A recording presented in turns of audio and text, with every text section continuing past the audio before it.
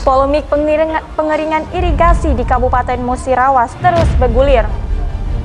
Pro kontra di kalangan petani dan para aktivis sangat kencang terjadi. Isu-isu backing dan di-backingin dialamatkan kepada masing-masing pihak. Kita akan membahasnya dalam Buka Mata. Pengeringan irigasi petani bisa apa? Sudah hadir bersama saya Bung Aren Prima selaku Aliansi Peduli Petani. Selamat sore, Bung. Selamat sore. Kemudian ada Bung Fahrozi, aktivis Musirawas Pro Pengeringan. Selamat sore, Bung. Dan sudah terhubung bersama kita melalui Zoom meeting Kepala Balai Besar Wilayah Sungai Sumatera 8, Bapak Insinyur Birendra Jana. Selamat siang, Bapak. Selamat siang. Assalamualaikum. Waalaikumsalam, Bapak. Kami juga sudah mengundang Dinas PUCK TRP, sampai hari ini belum ada konfirmasi. Kemudian ada Gaboktan atau Gabungan Ikatan Petani juga berhalangan hadir pada hari ini. Bapak, kita langsung saja, Bapak. Bisa dengar jelaskan, Bapak? Bisa, Pak. Oke, Bapak. Seberapa daruratkah, Pak, masalah irigasi ini sehingga harus dilakukan pengeringan atau rehabilitas? Balai Besar Wilayah Sungai Sumatera 8 itu adalah unit pelaksana teknis di bawah Dirjen Sumber Daya Air Kementerian PUPR yang tugas dan fungsinya adalah mengelola sumber daya air di wilayah sungai yang menjadi kewenangan kami, yaitu wilayah sungai, sumber daya wilayah sungai Musi, Sudir, Banyu-Masin, dan Lemok, dan termasuk di dalamnya adalah daerah irigasi Kelingi, Kedungulyo. Kalau kita bicara kewenangan irigasi, peraturan perundangan kita menyebutkan bahwa kewenangan kami adalah irigasi yang lintas provinsi atau yang strategis nasional atau yang di atas 3.000 hektar. Sehingga untuk daerah irigasi Kelingi, Kedungulyo yang luas bakunya lebih kurang 10.000 hektar, atau sekarang kita bisa katakan fungsionalnya lebih kurang 6.800 hektar, itu menjadi kewenangan pengelolaan dari kami, dari Balai Besar Wilayah Sungai Sumatera 8. Nah, kenapa rehabilitasi ini diperlukan? Yang pertama, kita tahu bahwa irigasi Kelingi Kedungulyo ini adalah irigasi yang sudah cukup tua ya. Jadi waterpump sendiri dibangun sekitar tahun 40-an, dan kemudian kita lanjutkan dengan pembangunan jaringannya ya, ada jaringan utama, tersier ya, dari utama ke sumber dan primer sumber. Kalau kita bicara tentang mengapa kita perlukan rehabilitasi ini, jadi kinerjanya irigasi itu ada banyak variabel. Namun kalau di sini katakanlah kita bisa melihat dari tidaknya dua unsur gitu ya. Yang pertama adalah debit airnya sendiri.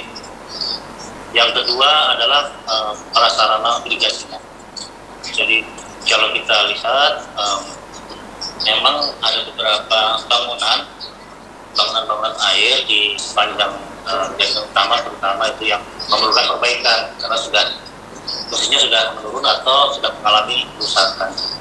Termasuk nanti untuk saluran primer kita adakan rehabilitasi, minimal kita akan adakan pengalihan atau normalisasi saluran irigasi ya.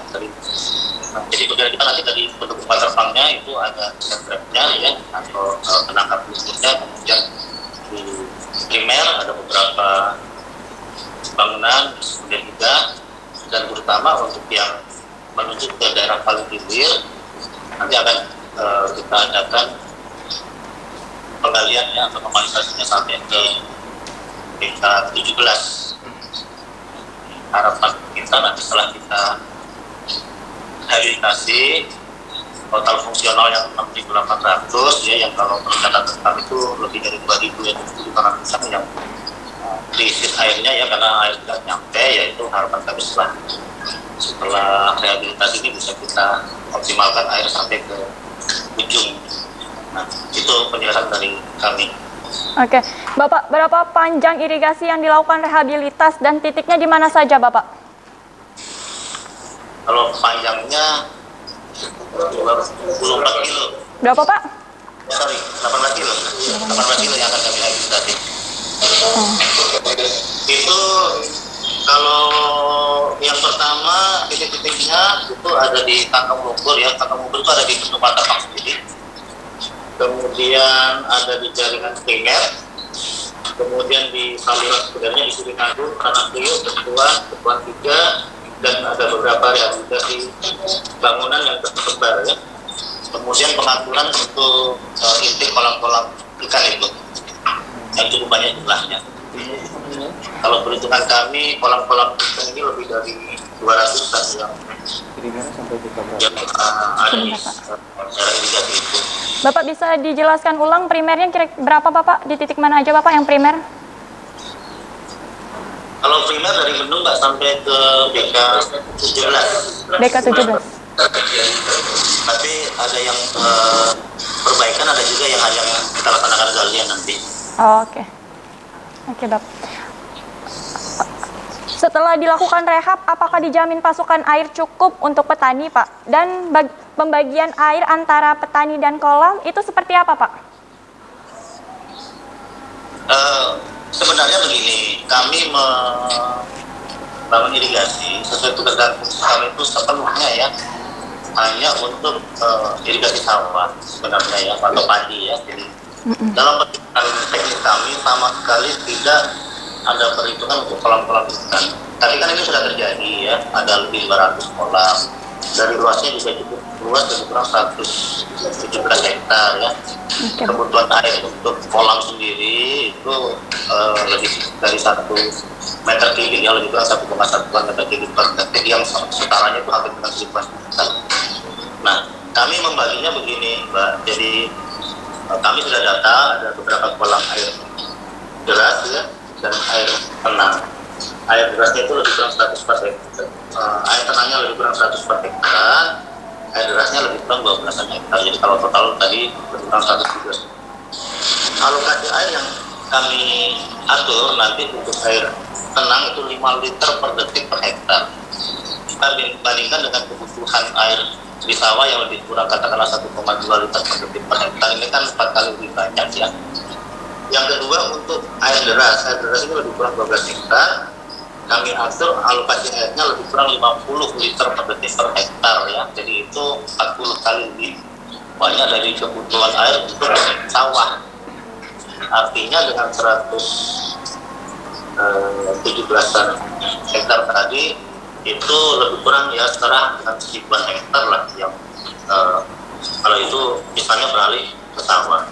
Nah, kami bukan lantas kolam-kolam ini nanti kita tutup airnya tidak, tapi kami atur. Salah satu tujuan dari program rehabilitasi dan irigasi pelindung tubuh ini yang pertama untuk irigasi sawahnya sendiri ya, jaringan bendung dan jaringan tadi. Yang kedua ya pengaturan air untuk ke kolam-kolam.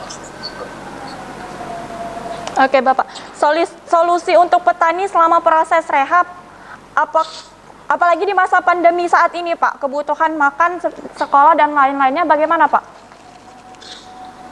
Solusi? Ya, membagi pengeringan ini dalam 2 tahap ya. Jadi yang tahap pertama ini kalau sesuai jadwal dimulai bulan Agustus sampai ke bulan 11. Setelah itu ada jeda lebih kurang 3 bulan baru ada pengeringan lagi, di mana kita harapkan pada saat jeda tadi ya petani bisa kembali bertanam. Bagaimanapun juga ini konsekuensi ya, kita juga paham bahwa pasti ada yang terdampak, namun kami sudah berupaya untuk tidak ada pengeringan sama sekali, itu juga secara teknis tidak dimungkinkan. Ini Pak, rencana awal rehab kan Maret 2021 sampai Juni 2022. Kemudian apa sih Pak yang mendasari sehingga diundur dari September 2021 sampai dengan Desember 2002 tahap kedua Pak? Apa yang mendasarinya Pak? Ya, kalau begini, jadi rencana rehabnya dibedakan ya, rehab dengan pengeringan ya. Oke Pak. Nah, ini juga memerlukan penjelasan kenapa, karena proses lelangnya juga baru selesai dilaksanakan ya, ini masih di tahap akhir dari proses lelang. Jadi kami harus menyesuaikan dengan proses pengadaan barang jasanya. Oh, oke. Baik. Bagaimana nih Bung? Tanggapan Bung Aren sendiri terhadap pernyataan dari Bapak Balai Sungai Musi. Iya, Pak. Selamat siang Pak Ridendra ya. Kami dari perwakilan Aliansi Peduli Petani, pada prinsipnya seperti ini, saya ingin menegaskan dulu positioning kami di tengah polemik ini. Ya. Pada prinsipnya kami mengawali gerakan ini dengan diksi penolakan dari rehabilitasi jaringan irigasi di Tugumulyo. Nah, tentu dari diksi yang kami bangun, narasi yang kami bangun itu tentunya kami punya dasar kenapa sampai kami bilang tolak. Ya. Tolak itu bukan berarti kami tidak sepakat dengan pelaksanaan dari rehabilitasi, mengingat memang ini sudah menjadi kebutuhan, ya, kebutuhan yang tidak bisa dihindari karena petani hilir, ya, di daerah paling hilir itu sebagaimana yang diungkapkan data melalui Balai Besar terdapat 2.500 hektar yang membutuhkan, ya, optimalisasi air untuk dimanfaatkan di daerah persawahan mereka. Di situ entry point-nya yang pertama. Terus kenapa sampai kami membangun diksi penolakan? Begini loh, Mbak ya, bahwa sebenarnya kita ini sama-sama ketahui, ya, bahwa persoalan yang ada di tengah masyarakat itu adalah bagaimana manajemen atau tata kelola pemanfaatan air irigasi ini dari pihak petani dalam menggarap sawahnya dan pihak tani lainnya untuk menggarap kolam ikan. Nah, sebenarnya skema ini yang harusnya menjadi variabel utama di dalam menyelesaikan konflik saluran irigasi di daerah Tugumulyo. Tadi sudah jelas dikatakan bahwa, saya cerita sedikit nih Mbak Nesa ya, bahwa program rehabilitasi ini turunannya adalah program Nawacita Bapak Presiden kita Insinyur Haji Joko Widodo melalui program Nawacita yang ke-7, ya, bahwa ini untuk menggerakkan ketahanan ekonomi, ya, menggerakkan sektor-sektor strategis ekonomi dengan bekerja sama pemerintah Indonesia ke Asian Development Bank. Turunannya adalah IPDMIP atau Integrated Participatory Development and Management Irrigation Program. Ini adalah dana hutang, ya, dana hutang yang diambil untuk dimanfaatkan membangun infrastruktur khususnya irigasi. Nah, peruntukan dari program IPDMIP ini adalah untuk daerah persawahan. Kita sudah sama-sama ketahui bahwa di daerah irigasi Tugumulyo itu, ya, sebagian pemanfaatan air tidak lagi digunakan untuk sawah saja, tapi ada juga usaha kolam. Nah, hari ini yang menjadi persoalan adalah bahwa substansi dari kegiatan rehabilitasi untuk sawah itu bagaimana ketika dilaksanakan, ya, pasca pengeringan. Saya sepakat dengan apa yang disampaikan oleh Mbak tadi. Apakah ada jaminan setelah dilakukan proses rehabilitasi ini jumlah debit ini akan sesuai dengan kebutuhan sawah? Sementara kolam-kolam yang hari ini, ya, ada itu dianggap oleh kalangan petani adalah faktor utama dalam mengurangi debit air yang ada di hilir. Sekarang saya mau tanya, peruntukan izin untuk pengadaan kolam itu bukan kewenangan pemerintah daerah, itu kewenangan dari pemerintah pusat karena ini wilayahnya. Dan sekarang kita sama-sama cek nih, apakah sudah benar mekanisme dan tata kelola pemanfaatan airnya. Dan ini yang tahunya pihak balai gitu loh. Apakah sudah benar? Nah, ini yang menjadi dasar kami, karena begini Pak, percuma saja dilakukan rehabilitasi, mau 100 kali pun dilakukan rehabilitasi, kalau skema pemanfaatan tata kelola air di saluran irigasi itu tidak pernah dijalankan secara tegas oleh pihak balai, maka selama itu juga permasalahan ini akan terjadi. Ini uang utang loh, ya, kita ini pakai uang luar negeri yang tujuannya baik. Saya sepakat, ya, saya tidak pada posisi mengurungkan niat dari pemerintah untuk membangun irigasi, enggak, itu salah, ya, kita sangat sepakat. Tapi tolong nih, sebelum dilaksanakan PR ini diselesaikan dulu. Ini banyak PR dan saya rasa ini sudah jadi persoalan yang sangat klasik, ya, persoalan yang sangat klasik di tingkatan masyarakat paling bawah. Karena sifat air itu, Mbak, dari atas turunnya ke bawah. Lihat dari jaringan primer BK1, BK2, BK3, BK4. Karena begini, data yang kami dapat rehabilitasi itu hanya sampai BK4. Tadi sudah diklarifikasi, oke, berarti sampai BK17 rehabilitasinya. Terus jaringan sekundernya hanya ada 4 kalau nggak salah disebutkan tadi, jaringan sekunder irigasi Tanah Priuk, terus Satan 3 dan Siring Agung. Nah, ketika jaringan sekunder ini turunannya adalah jaringan tersier, ya, kami ngambil contoh begini. Ada petani di daerah Sumber Asri itu, ya. Mereka menyatakan begini bahwa di jaringan tersiernya itu, ya, itu sudah bagus.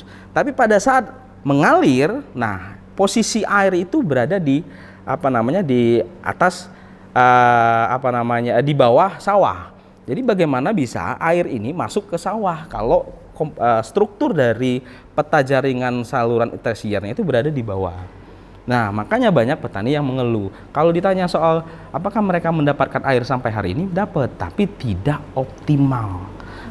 Karena gini, sawah itu sifatnya air itu hanya mengalir, Mbak. Sementara kolam itu masuk ke bawah. Pembuangan air yang memanfaatkan saluran irigasi ini tidak bisa lagi masuk ke jaringan irigasi yang kemanfaatannya untuk petani sawah.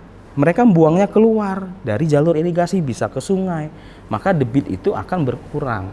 Jadi kami memposisikan bahwa jaringan irigasi ini, rehabilitasi jaringan irigasi ini bukan satu-satunya variabel untuk mengatasi masalah ini. Tolong loh, ini diselesaikan dulu. Bukan berarti kami menolak. Begitu untuk pertamanya. Oke, Bapak bagaimana nih Pak tanggapan Bapak mengenai pernyataan dari Bung Prima tadi Pak? Bung ya.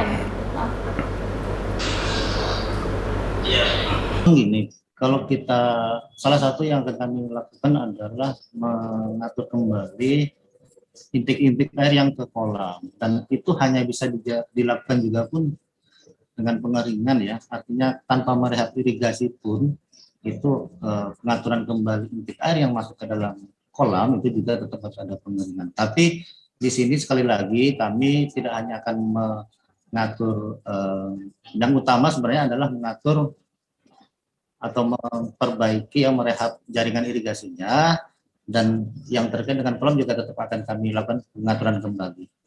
Jadi tadi saya sudah sampaikan untuk air deras kita beri alokasi 50 liter per detik per hektar, sedangkan untuk air tenang itu kita beri 5 liter per detik per hektar.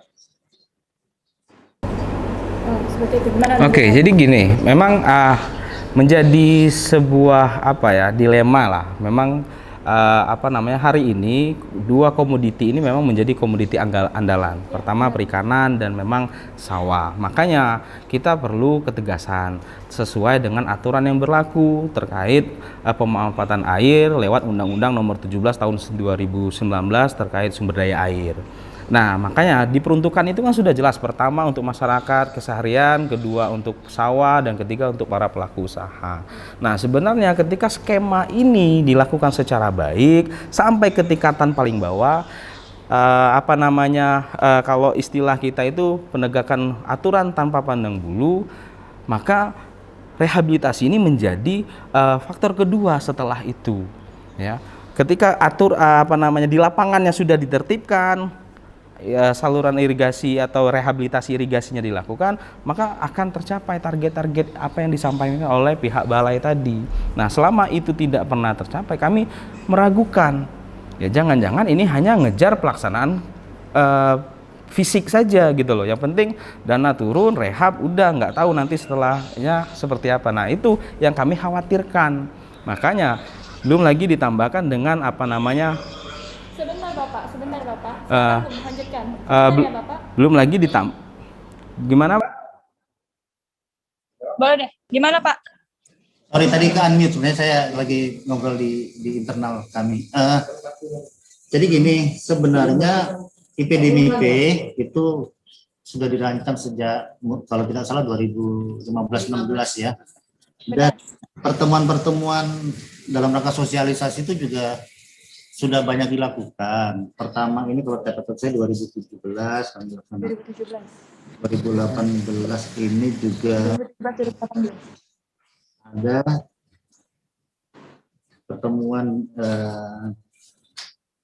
kita terkait itu. Kemudian di 2000 Itu pertemuannya ke siapa saja Pak sosialisasinya itu Pak? ada PKM ya, ada P3A kami undang, kemudian dari kelompok-kelompok petani kolam kita kami undang. Yang ingin saya sampaikan bahwa dalam setiap PKM pertemuan konsultasi masyarakat atau sosialisasi itu kami belum pernah mendengar resistensi dari pemilik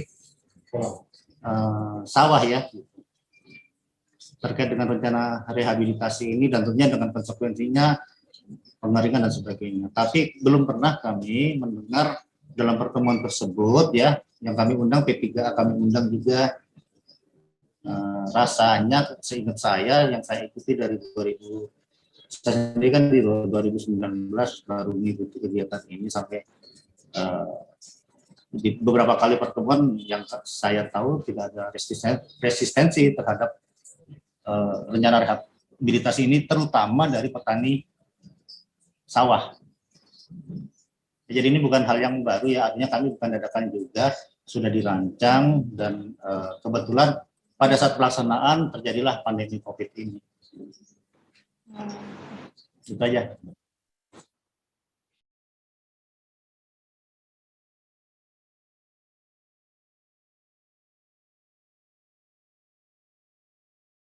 Ya, makasih.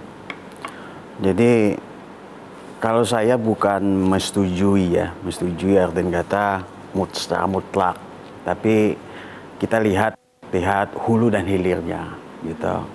Kenapa pengeringan ini sangat dibutuhkan oleh masyarakat? Kalau kita bicara hulu, yang jelas yang diuntungkan adalah petani kolam, ya. Kalau kita bicara hilirnya, yang dirugikan adalah petani padi. Karena yang ditunggu-tunggu, sangat ditunggu, dari data yang kita lihat 2.500 hektar itu sampai sekarang sudah alih fungsi, gitu ya, sudah alih fungsi. Ada yang menjadi tempat rekreasi gitu kan. Ini yang sangat kita sayangkan. Dari pembangunan Hindia Belanda dulu, ini tujuannya adalah untuk lumbung pangan. Ya, salah satu adalah saya ingat itu salah satu kawan-kawan yang pergerakan di petani adalah Sumsel ini salah satu lumbung pangan ini adalah Musirawas, gitu, yang terbesar ya, yang sangat terbesar di Sumsel. Nah, ini yang harus kita pahami bersama, bukan artian kata untuk tanding-tandingan ada yang menolak ataupun ada yang ibaratnya setuju dengan hal itu. Kita lihat penderitaan petaninya, gitu. Saya sepakat kata Bung Aren tadi, harus pemerataan dulu, gitu ya. Pemerataan artian kata itu bukan pemerataan pengeringan, tapi pemerataan dari segi ekonominya petani tadi. Nah, inilah yang dibilang tadi. Kalau secara individu mereka sangat dirugikan, ya. Kalau bicara individu, yang tentunya petani kolam dalam per hari dia bisa panen, dalam 3 bulan sekali dia panen, ya kan. Begitu pengeringan 2 tahap itu ada kerugian ekonomi. Begitu juga petani, gitu. Kalau kita bicara petani sayur atau petani ini ada kerugian tiap hari, gitu. Dia butuh air, begitu air tidak ada, tentu ini akan menjadi alih fungsi, ya. Petani juga pemikirannya mau kerja buruh lagi, gitu kan, atau buruh ini lagi. Nah, ini yang artinya kata kita kembali kan optimalnya tadi. Nah, ini yang aku bilang tadi. Toh artinya kata di kolam tadi ya, sekarang ada data dari balai ada sekitar ratusan atau 300 kolam air deras, ya. Ini kan kalau secara logika aja dengan pemanfaatan air yang sudah tersedia ini itu tidak cukup lagi, ya untuk dialirkan 2.500 tadi, ya 2.500 hektar. Nah ini yang kita sangat sayangkan gitu.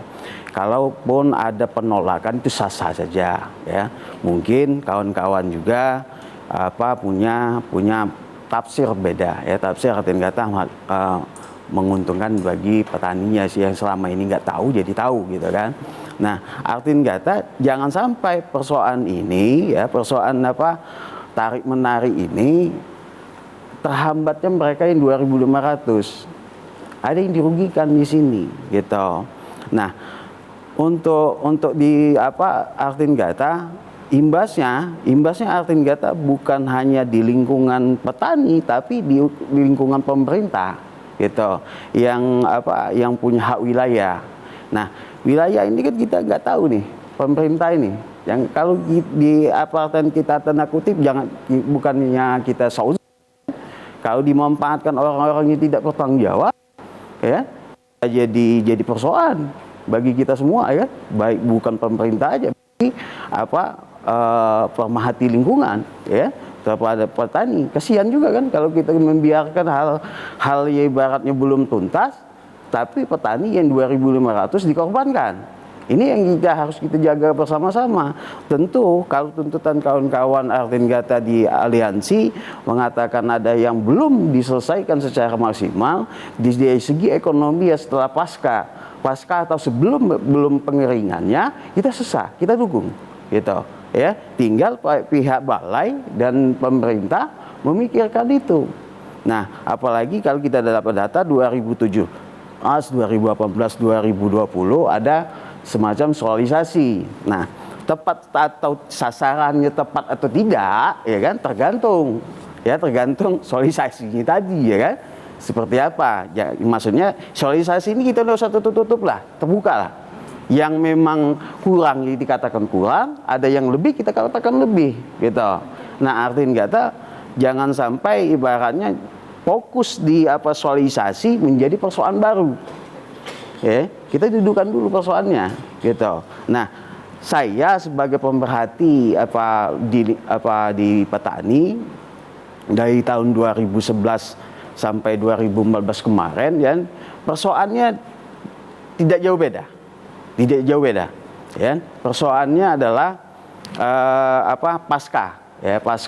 pasca pengeringan dan sebelumnya mau diapakan mereka. Ya, penghasilan mereka ini dalam satu hari misalnya 50.000.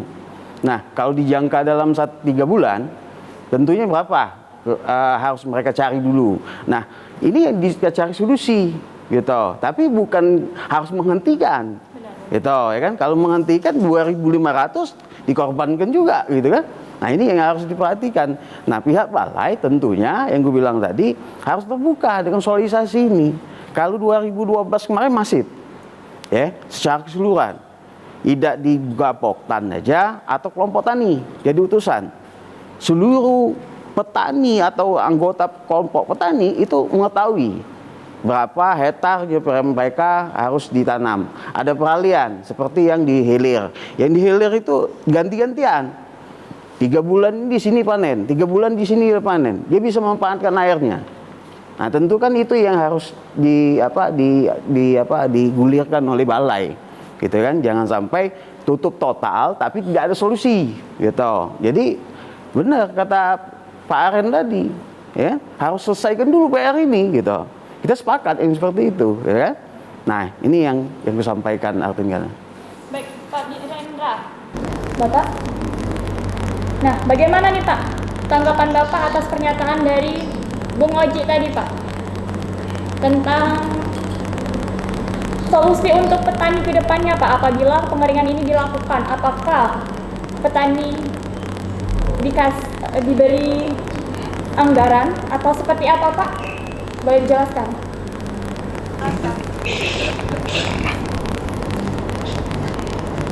Bapak? Kalau terus terang memang tidak, Mbak ya. Oke, bansos tidak ada. Tidak ada Mbak. Memang begini, jadi pengeringan di bulan Agustus itu sebenarnya juga harapan kami masih ada turun hujan sehingga masih bisa memanfaatkan air-air hujan ya dengan varietas yang lebih tahan kering. Sebenarnya itu salah satu yang harapan kami. Walaupun ini tentunya kami harus bekerja bersama dengan pemerintah daerah, terutama sektor yang terkait dengan pertanian. Tapi kalau yang disampaikan misalnya kita akan ada seperti bantuan-bantuan sosial itu ya kami juga tidak diizinkan lah untuk itu, kira-kira begitu. Sepertinya Bung Karen ingin mengatakan sesuatu. Oke. Silakan. Jadi begini, sebenarnya makanya saya dari awal tadi menegaskan ya posisi kami berada di mana. Jadi terkait irigasi itu ya, tolak itu sebagai pukulan ya, sebagai aksi protes kami terhadap balai ya. Kenapa? Karena selama ini ya kita itu sudah sama-sama tahu gitu loh. Persoalan ini yang terjadi di lapangan itu adalah tentang bagaimana tata kelola pemanfaatan air irigasi. Nah, kita butuh nih Pak Balai ya, Pak Direndra, ketegasan dari pihak Balai terkait bagaimana memanfaatkan saluran irigasi ini.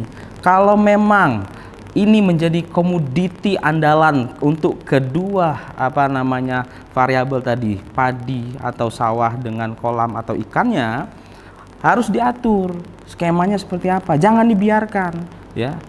Sekarang saya mau tanya, dibenarkan nggak kalau misal ada pelaku pengusaha kolam mengambil air ya, itu dihegel melakukan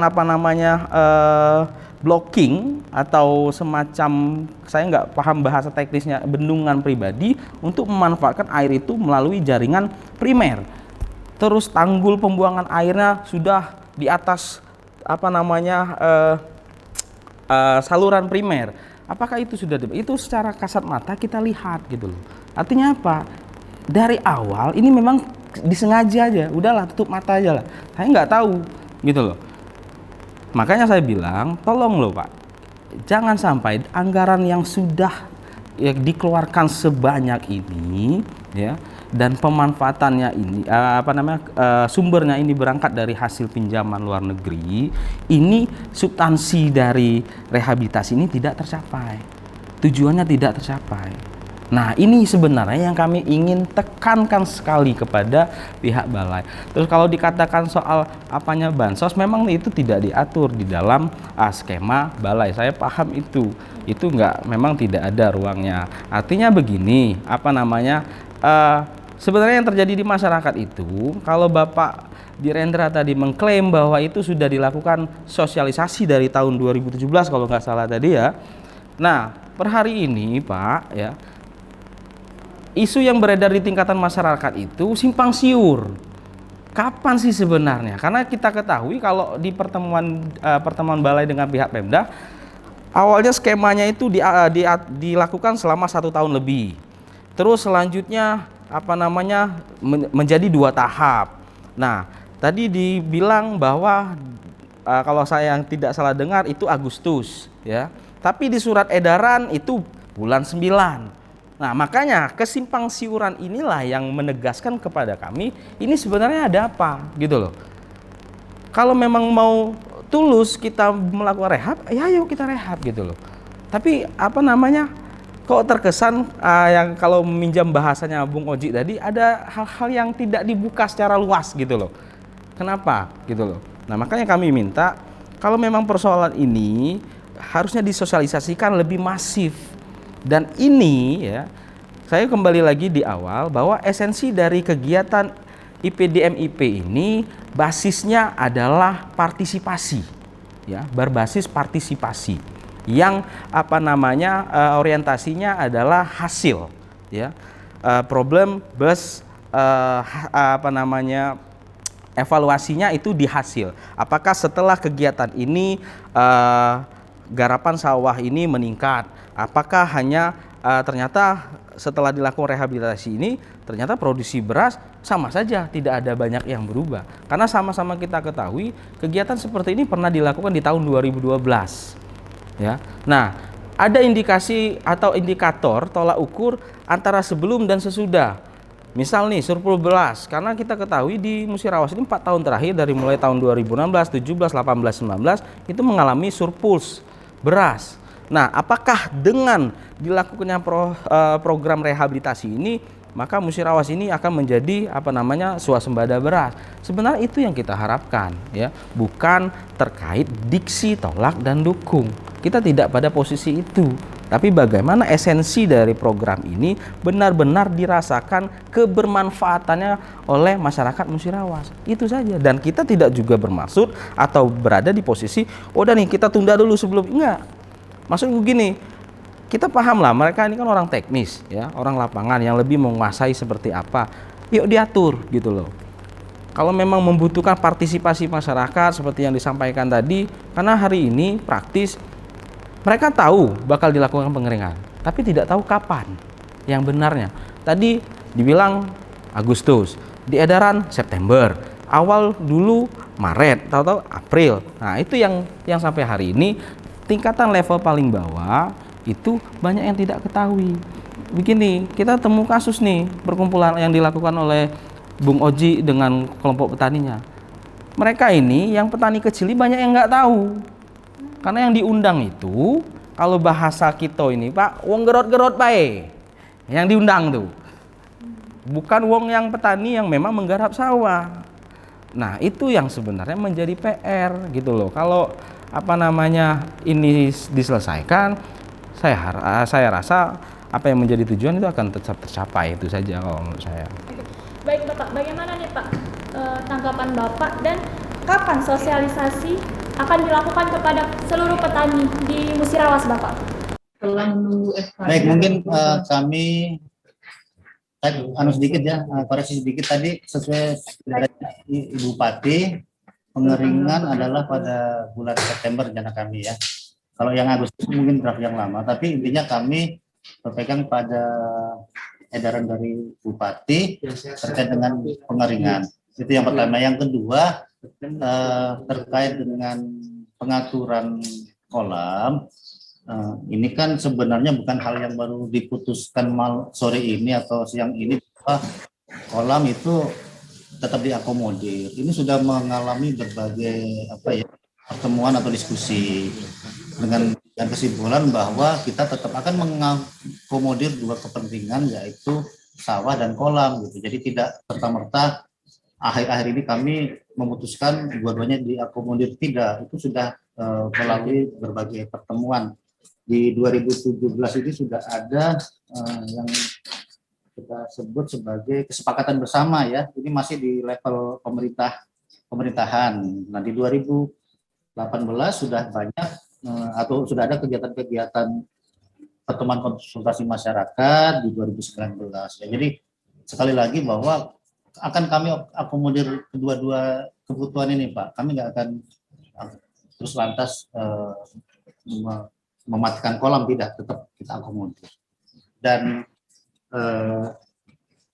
nanti apa yang tadi disampaikan bahwa belum ada sosialisasi simpang siur dan sebagainya, itu yang pertama, sosialisasi sudah pernah dilakukan walaupun tentu belum terkait dengan detail kapan pelaksanaannya.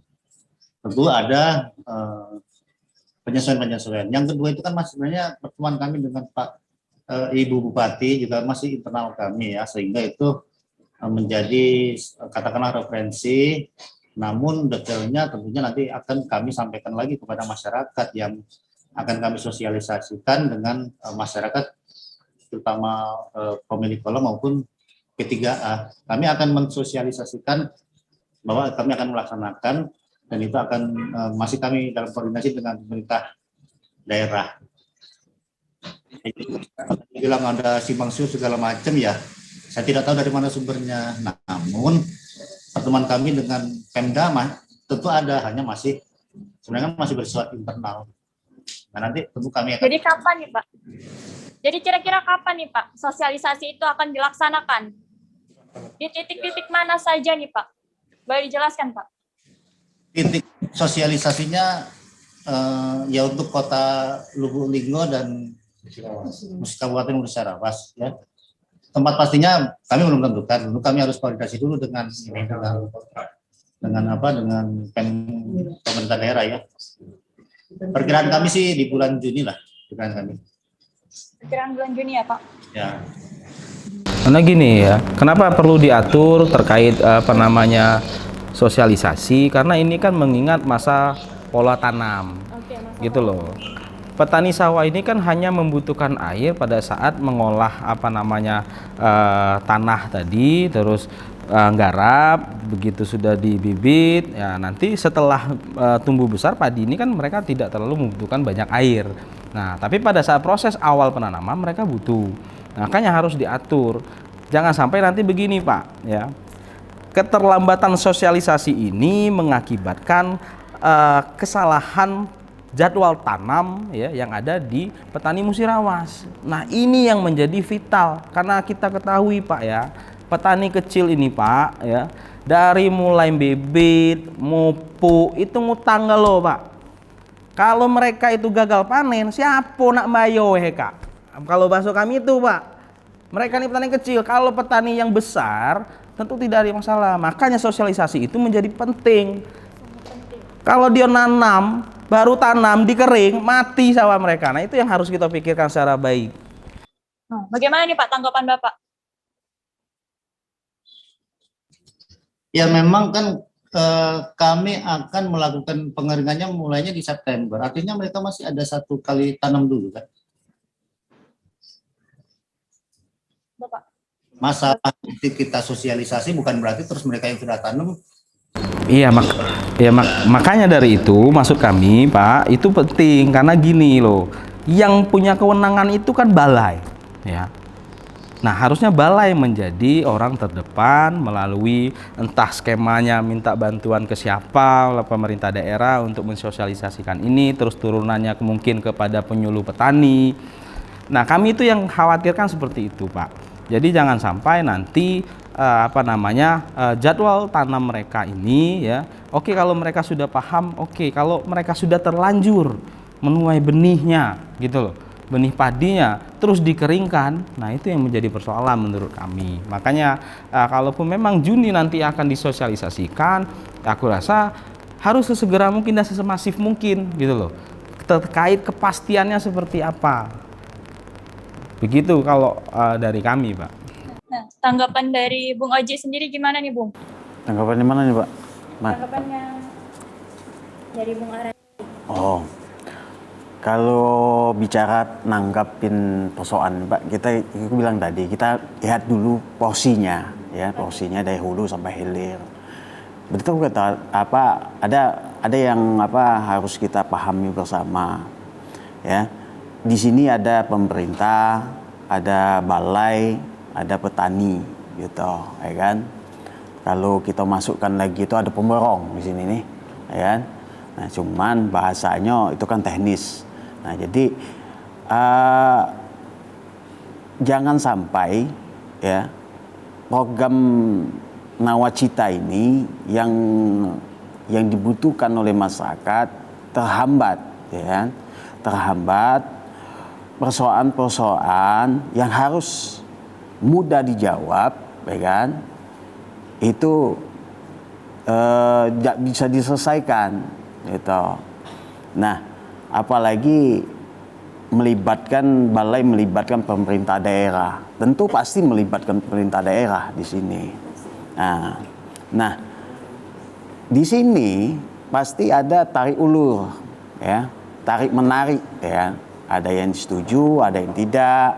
Udah itu ada yang dirugikan, ada yang diuntungkan, gitu kan. Nah, kalau kita bicara lagi bahwa dirugikan, iya kalau secara individu gitu, itu bahasa petaninya. Nah, tapi kalau kita bicara secara keseluruhan, ini sangat dibutuhkan. Nah, tinggal pihak balai dengan pemerintah, ya kan, untuk mengoptimalkan persoalannya, itu, ya kan. Jangan sampai penolakan ini menjadi urgen, gitu, ya kan. Imbasnya adalah petani, jangan sampai gitu, ya, harus duduk bersama di sini, persoalan dia harus duduk bersama.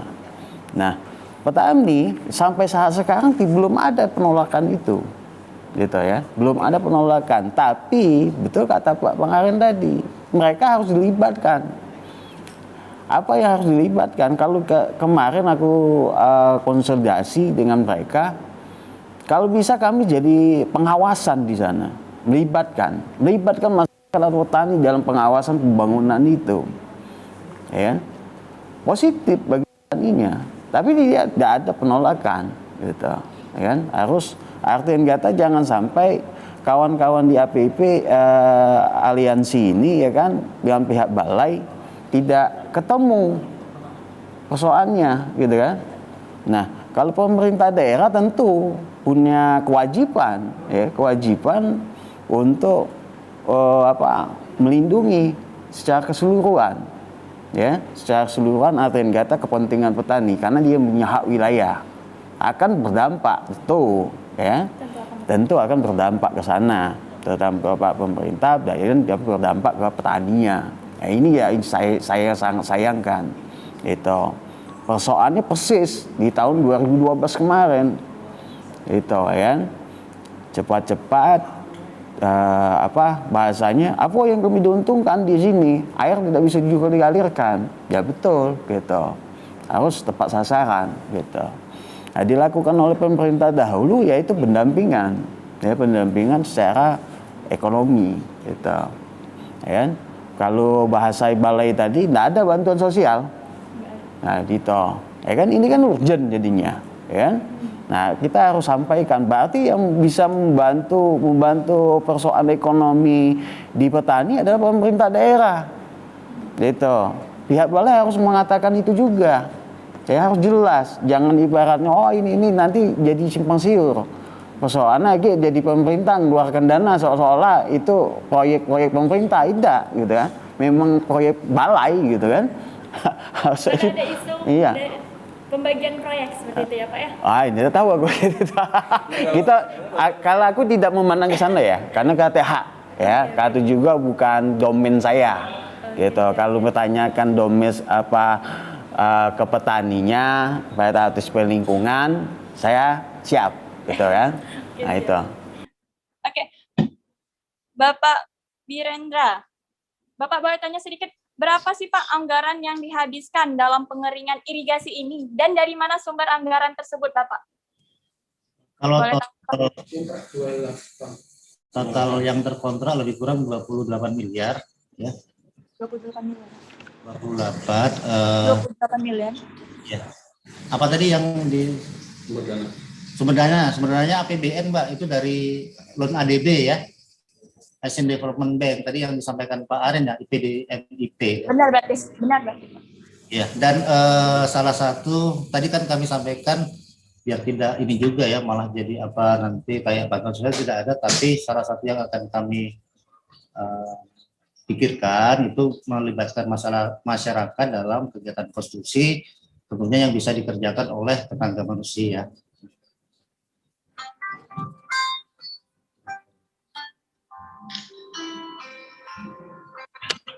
Bung Aren. Oke. Ada isu yang berkembang nih, Bung, bahwa Bung Aren ini di-backing oleh kolam air deras. Benar begitu, Bung?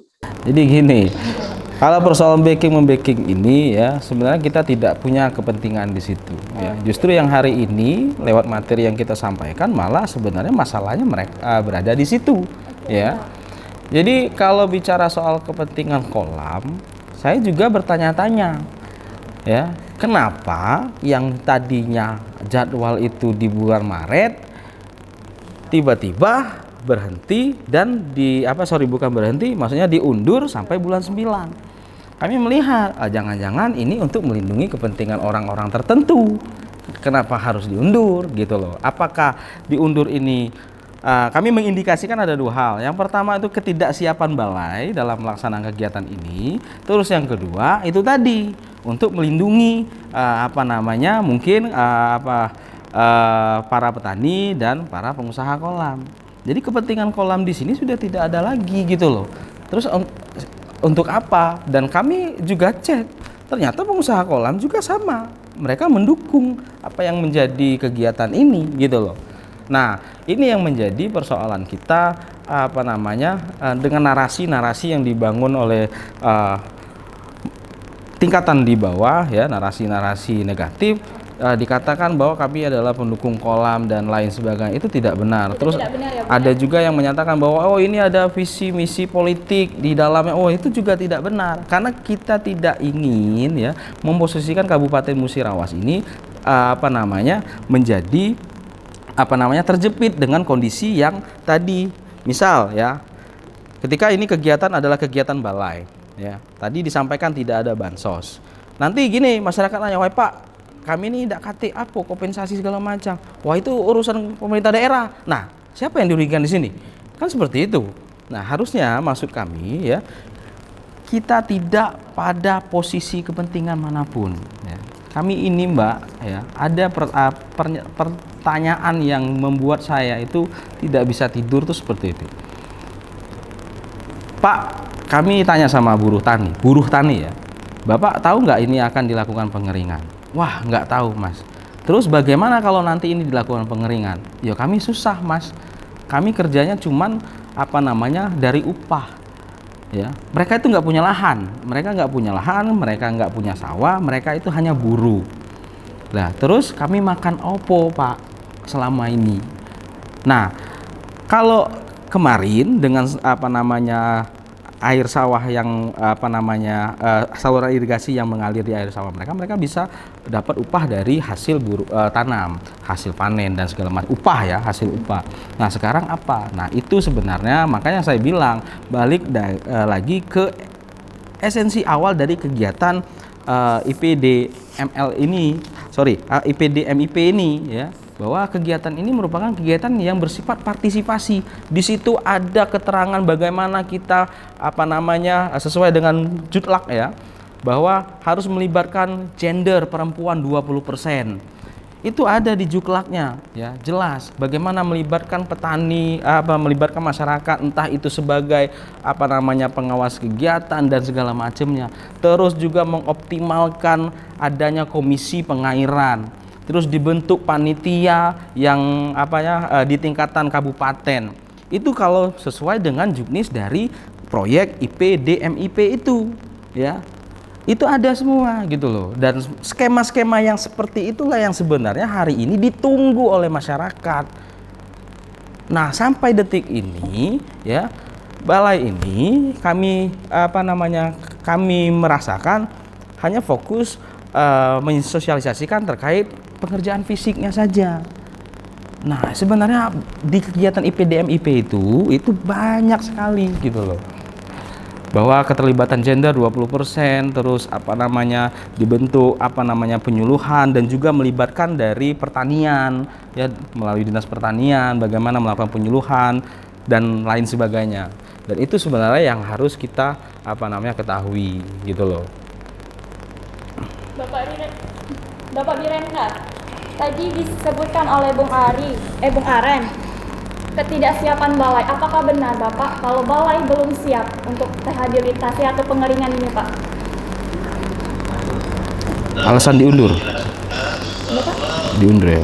Kami menyesuaikan juga dengan proses lelang yang dilaksanakan pekerjaan ini. Tentunya ada penyesuaian bagaimanapun rencana kerja dan realisasikan terhadap penilaian. Nah, sementara ini yang masih kita pegang bahwa proses pengeringannya ya sudah tadi kami baru di akhir prosesnya dikerahkan. Jadi masalahnya bukan tidak siap atau apa yang menjadi proses berlaku. Bagaimana nih, Bu? Ya, kalau emang seperti itu nyatanya, ya setidaknya terkait program itu kan teknis, ya. Kalau proses kegiatan fisik itu kan teknis. Memang kita tahu disiapkan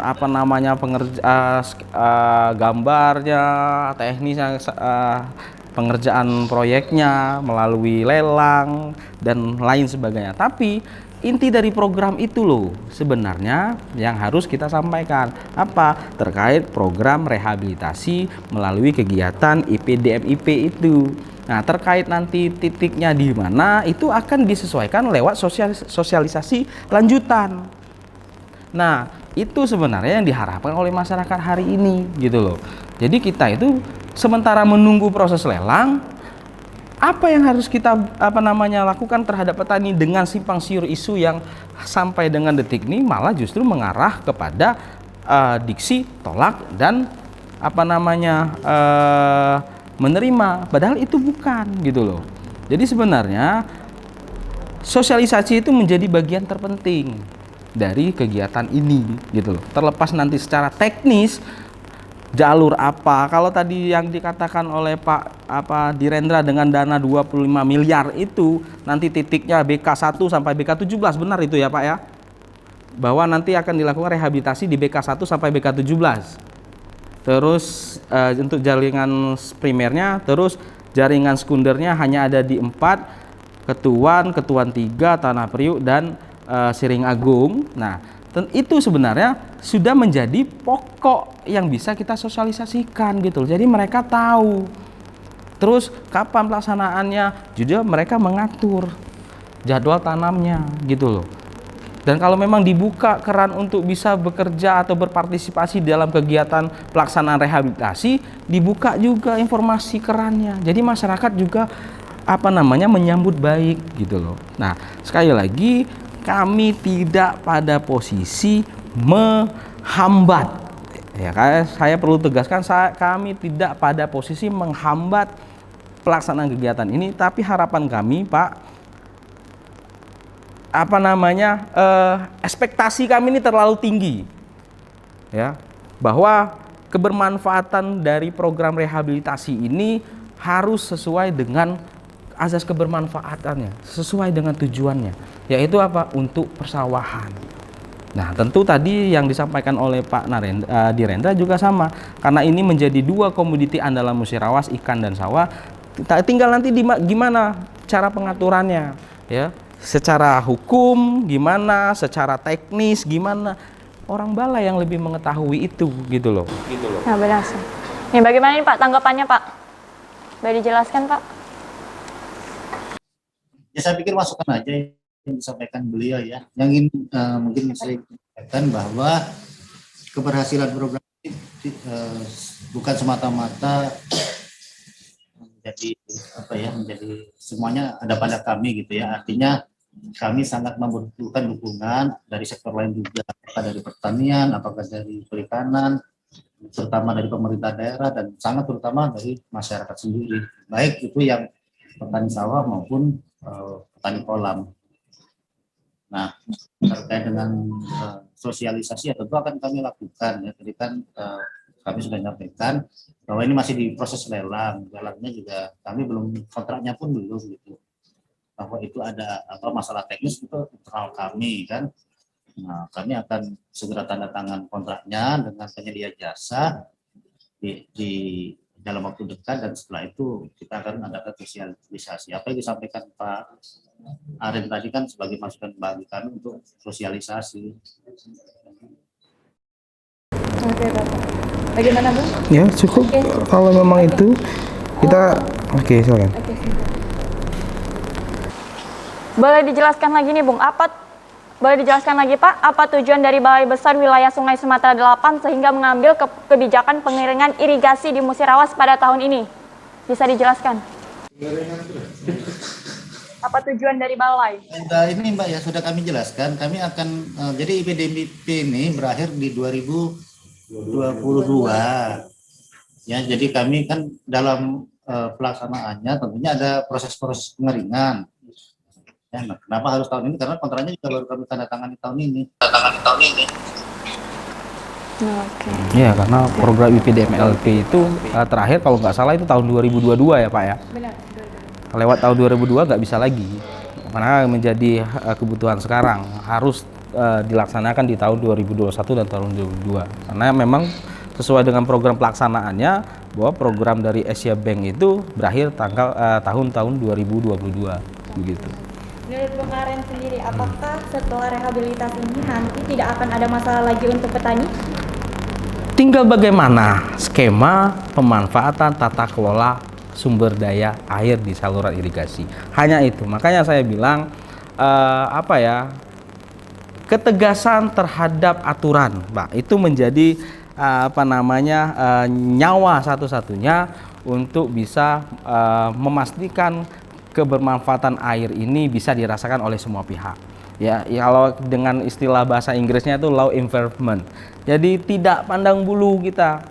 Kalau memang aturan gitu loh. Nah, selama itu ditegaskan ya, maka persoalan debit air yang ada di hilir itu tentu tidak akan menjadi masalah ya. Makanya saya tadi bilang proyeksi dari rehabilitasi ini BK 1 sampai BK berapa gitu loh. Ya kan? Apakah hanya BK 1 sampai BK 4 saja? Apakah sampai ke BK 17? Nah, setelah dari jaringan primer itu dicek. Nah, setelah dilakukan rehabilitasi, perlu adanya partisipasi dalam pengawasan bagaimana nanti air ini memang bisa bermanfaat untuk para petani sawah dan juga mungkin ya bisa dimanfaatkan oleh petani ikan tanpa merugikan petani sawah. Nah, selama skema itu ditegakkan sesuai dengan aturan yang berlaku sesuai Undang-Undang Nomor 17 Tahun 2019 tentang pemanfaatan air, saya rasa tujuan itu akan bisa dipastikan gitu. Menurut Oji, manfaat apa yang ditimbulkan kepada masyarakat khususnya petani dengan adanya pengeringan irigasi di Musirawas? Boleh kasih tanggapannya, Bu? Ya, setidaknya gini, ya dengan ada proses pengeringan ini, dengan ada program pemerintah pusat, ya kan, tentu akan bermanfaat dari pemerintah daerah yang selama ini digaung-gaungkan lumbung pangan ya. Jadi untuk semua pihak memahami kebutuhan ini gitu ya kan. Baik itu kenapa tidak lain dari persoalan ini semuanya tolak menolak atau menerima atau menerimanya, yang dirugikan adalah petani ya kan. Tidak ada petani itu diuntungkan ya kan. Nah, ini yang kita sangat sayangkan gitu kan. Kalau bahasanya ada petani menolak itu bahaya. Ya kan? Bahaya. Ada apa petani ini? Petani orang mungkin ya, bukan petani ini ya. Nah, jadi kita harus rasional terhadap pemikiran kawan. Balai juga harus terbuka ya kan, supaya tidak ada yang dikambing hitamkan dari persoalan ini. Gitu ya. Yang aku bilang tadi, kita harus memperhatikan hulu dan hilirnya. Betul, sepakat dari kawan-kawan APP, kita tegakkan aturan. Ya, kalau memang ada pihak-pihak petani air derasnya melanggar, yang tidak bisa dibina, ya kita binasakan, gitu ya. Yuk kita dorong bersama-sama pemerintah ngambil sikap, ya, supaya persoalan kedepannya petani ini 10 tahun kemudian ya tidak ada persoalan air lagi. Persoalannya itu harus sudah naik level ya. Gimana cara petani ini ya bisa menjadi komoditi utama gitu ya. Ibarat pasarnya ya kan. Itu tidak ada lagi kita main impor ya kan. Jadi memanfaatkan beras lokal ini. Nah, itu jadi perhatian. Nah, pemerintah harus mencanangkan itu. Ya. Nah, kesejahteraannya bagi petani sendiri gitu. Pasti. Itu ingatnya share dia hilir, dia hulu dia hilir. Nah, ini yang harus diperhatikan bersama-sama, baik itu balai dan pemerintah. Pemerintah sudah memikirkan hal ini. Tidak salah di dinas pertanian itu, dengan dinas pertanian saya sudah menyalurkan untuk pembibitan jagung, tidak salah ya. Nah, ini yang harus dimunculkan Pak gitu. Jangan seolah-olah nanti petani tidak diuntungkan gitu ya. Balai begitu tanya tidak ada sos ya. Jadi apa yang menjadi sos ini? Nah, persoalan dimanfaatkan orang ya. Saya sepakat kalau gerakan kawan-kawan di BP ini harus tofoksinya harus dimunculkan ya kita dukung gitu. Itu hak mereka. Karena mereka juga memperhatikan itu Tapi yang gue bilang tadi, jangan korbankan petaninya. Ujungnya kalau jadi korban itu petani, gitu kan. Nah ini yang saya sayangkan, gitu kan. Nah, sama kejadian yang 2012 itu petani yang dirugikan, gitu. Nah, dia nerima tapi penghasilannya tetap seperti itu. Kalau bisa Pak 10 tahun sekali gitu. Biar ini proses ini tahu salah yang benernya, ya. Nah dan lagi itu kita siap ngawal dan kata sampai persoalan ini memang betul kawan-kawan di petani dapat persoalannya, gitu kan. Jangan sampai diabaikan, ya. Program ini kan sangat besar nih, ya kan. Tidak dikit dana. Mungkin itu ya. Kira-kira nih Bung Aren, apakah masih ada yang ingin digunakan atau apa yang masih mengganjal di hati sebelum kita closing? Jadi begini, sekali lagi kami menegaskan posisi kami ya. Posisi kami tidak pada posisi tidak sepakat dengan kegiatan rehabilitasi. Itu yang harus digarisbawahi ya. Kita menyetujui kegiatan ini ya dan sangat mendukung ya. Tapi yang kita kritisi adalah bahwa program rehabilitasi ini bukan satu-satunya variabel ya. Ada variabel lain, PR tadi.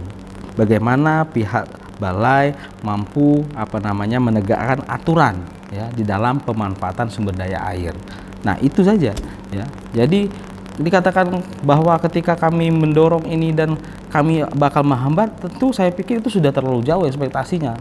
Menghambatnya dari mana gitu loh. Karena ini adalah buah pikiran ya, sumbang saran kami terhadap pihak balai ya, yang notabene-nya adalah pelaksana dari kegiatan rehabilitasi ini dan tidak ada sangkut pautannya dengan positioning politik ya, positioning backing dan lain sebagainya. Seperti itu saya rasa perlu diluruskan narasi-narasi yang saya rasa itu dapat membenturkan. Tidak ada sama sekali, tidak ada. Dan sebelum closing, pertanyaan secara cepat kepada narasumber saya pada hari ini.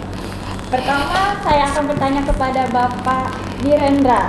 Pengeringan irigasi Musirawas, petani bisa apa Pak? Secara cepat. Bapak, bisa dengar Pak? Bisa dengarkan kami? Oke, sebelum closing nih Pak. Oke Bapak, sebelum closing, saya ingin bertanya secara cepat kepada Bapak, pengeringan irigasi di Musirawas, petani bisa apa? Secara cepat Bapak. Nanti akan ada beberapa item pekerjaan kami yang bisa dilaksanakan oleh tenaga manusia ya. Dengan pelibatan tenaga kerja manusia secara manual lah. Oke, baik. Kemudian kepada Bung Aren nih Bung, secara cepat, pengeringan irigasi Musirawas, petani bisa apa? Menaikkan produksi beras, itu aja indikatornya. Kalau kenaikan produksi beras ini meningkat, indikatornya berhasil. Itu saja. Kalau nggak meningkat, berarti percuma dilakukan rehabilitasi. Oke, baik. Menurut Bung Oji, pengeringan irigasi Musirawas, petani bisa apa? Secara cepat, Pak. Menjadi lumbung pangan. Menjadi lumbung pangan. Oke, baik. Itulah tadi pemirsa. Terima kasih kepada Bapak Direndra Jana, selaku Kepala Balai Besar Wilayah Sungai Sumatera 8. Terima kasih Bapak atas waktu dan kesempatannya. Sama. Udah, saya juga terima kasih kepada Bung Aren dan Bung Oji atas waktu dan kesempatannya. Terima kasih juga Pak Direndra ya. Oke, baik. Terima kasih pemirsa dan sampai jumpa lagi. Semoga bermanfaat. Selamat berjumpa lagi di Buka Mata selanjutnya.